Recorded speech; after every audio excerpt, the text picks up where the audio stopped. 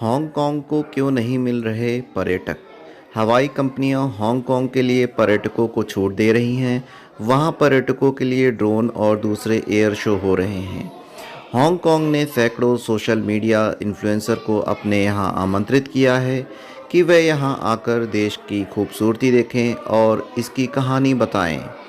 इसके बावजूद हांगकांग के पर्यटक नहीं मिल रहे हैं, तो यह आश्चर्य की बात है।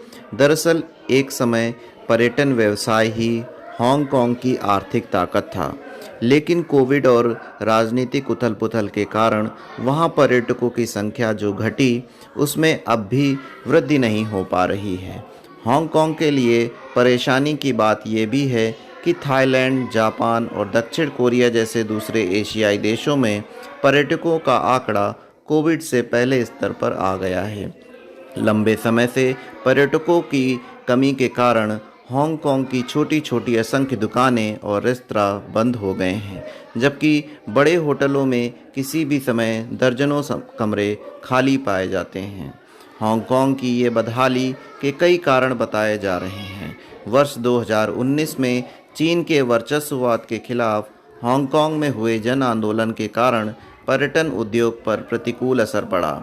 उस साल के उत्तरार्ध में वहां पर्यटकों के आंकड़े में 2018 की तुलना में 40% की कमी आई।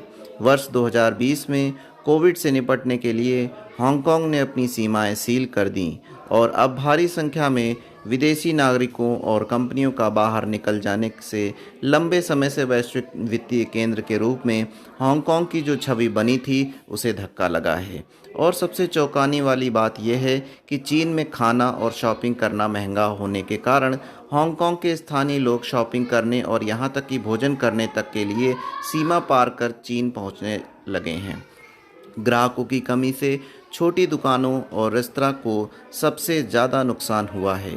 हांगकांग फेडरेशन और रेस्टोरेंट एंड लिमिटेड ट्रेंड्स के प्रमुख सिमोन्स वोंग कावो के अनुसार ग्राहकों के अभाव में मार्च से अगस्त के बीच देश में लगभग 1000 रेस्तरां बंद हो गए।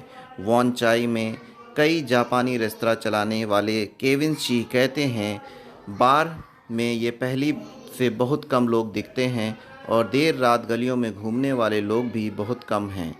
मैं मानता हूँ कि हांगकांग कोशिश कर रहा है, लेकिन अभी तक इसकी तकदीर नहीं सुधरी है।